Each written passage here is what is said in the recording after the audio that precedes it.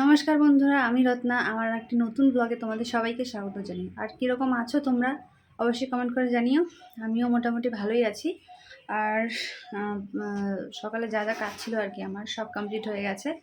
আর এখন বসেছি এই যে মুড়ি আর কলা নিয়ে ব্রেকফাস্ট করতে। তো চলো ব্রেকফাস্টটা করে নিই, আর তোমাদের সঙ্গে পরে কথা হচ্ছে। আজকে দুপুরের মেনুতে রয়েছে হচ্ছে এঁচোড় চিংড়ি আর পাট শাক ভাজা। তো চিংড়িটা নিয়ে একটুখানি ভয়ে আছি। তার কারণ হচ্ছে যে চিংড়িটা খেলেই না, এর আগে হয়েছিল আর কি, চিংড়িটা খেলেই মানে অ্যালার্জি হয়ে যাচ্ছিলো আমার। ওই জন্য অনেক দিন থেকে রান্না করা হয় না। তবে এই প্রবলেমটা না আমার আগে ছিল না। হ্যাঁ, তো আগে ছিল না, মাঝখানে এরকম হয়েছে। তো ওই জন্য মানে অনেক দিন রান্না করিনি, আর বর আনেও না ওই জন্য। তো কালকে আবার চিংড়ি এনেছে, বলেছে এঁচোড় চিংড়ি করতে। তো ওই জন্য আজকে করবো। একটুখানি ভয়ে ভয়েই আছি যে জানি না আজকে খেলে আবার কি হবে। তো এর আগে মানে যে কদিন এঁচোড় রান্না করেছি আর কি, শুধু এঁচোড়টাই রান্না করেছি, চিংড়ি দিয়ে করিনি। তো আজকে অনেকদিন পর করবো এঁচোড় চিংড়ি। জানি না কীরকম হবে বা কী হবে। আর একজন দিভাই কমেন্ট করে বলেছে যে পাট শাকের রেসিপিটা দিতে। তো আমি একদম সিম্পলভাবেই রান্না করি। তো যেভাবেই রান্না করি না কেন তোমাদের সঙ্গে সম্পূর্ণটা শেয়ার করব। ভিডিওটা কন্টিনিউ দেখতে থাকো। এদিকে দেখো ভাত বসিয়ে দিয়েছি, ভাত হচ্ছে। আর এদিকে মানে এঁচোড়টা লবণ আর হলুদ দিয়ে মানে একটুখানি বয়েলড করে নিচ্ছি, মানে হাফ বয়েলড করে নেবো আর কি। এরকম করে নিলে নাকি মানে যে আঠাটা থাকে পাটটি, ওটা ছেড়ে যায়। তো এরকম করে নিয়ে তারপর পরে রান্না করব। আর এদিকে রয়েছে এই যে আলু ডুমো ডুমো কেটে নিয়েছি।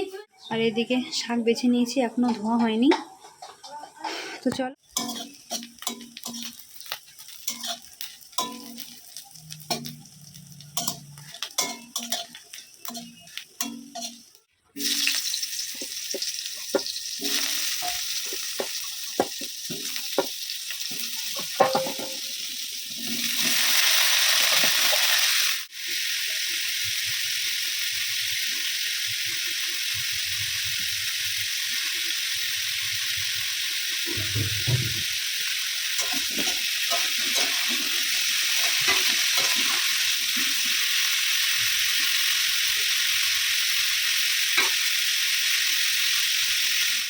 এঁচোড় আর আলুটা হালকা ভাজা হয়ে গেছে, এখন এটাকে নামিয়ে নেব।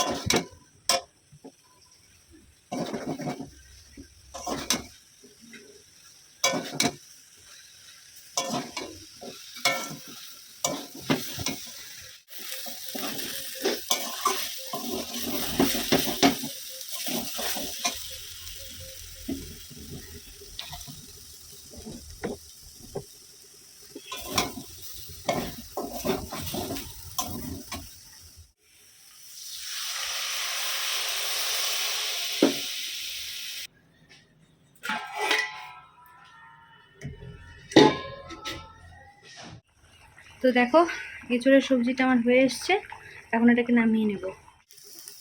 শাক ভাজার জন্য প্রথমেই কড়ার মধ্যে দিয়ে দিয়েছি পেঁয়াজ। এটা এখন একটু লাল লাল করে ভেজে নেব। হালকা লাল লাল হয়ে গেছে, এবার এর মধ্যে শাকটা দিয়ে দেবো।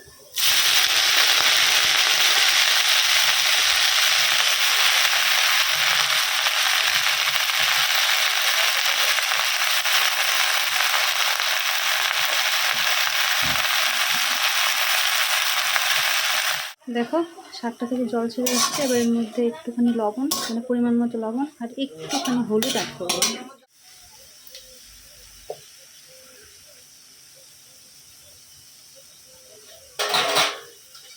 লবণ দিয়ে দিলাম, হলুদ দিয়ে দিলাম, এবার একটা কাঁচা লঙ্কা অ্যাড করছি।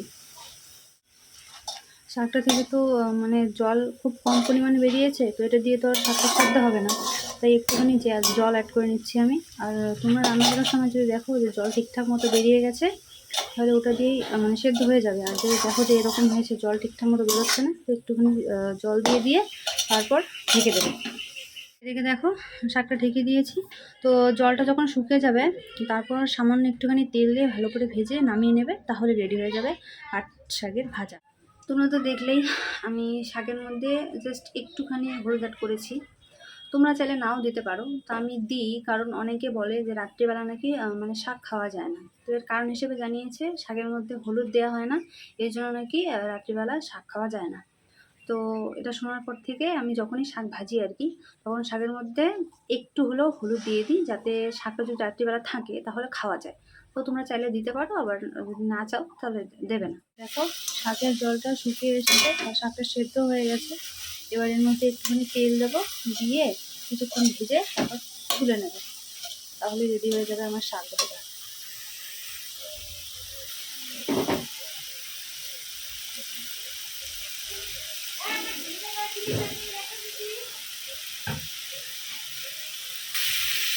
দেখো শাক ভাজাটা আমার হয়ে গেছে, এবার এটাকে নামিয়ে নেব। তো রান্নাবান্না কমপ্লিট। এখন এই যে রান্নাঘরের এটা অবস্থা, রান্নাঘরটা পরিষ্কার করে নেব, নিয়ে তারপর ঘরটা মুছে নেব আর কি। ঘরটা মুছে নিয়ে তারপর স্নান করে নেব, গরম লাগছে। কালকে বৃষ্টি হলো আর আজকে মারাত্মক গরম।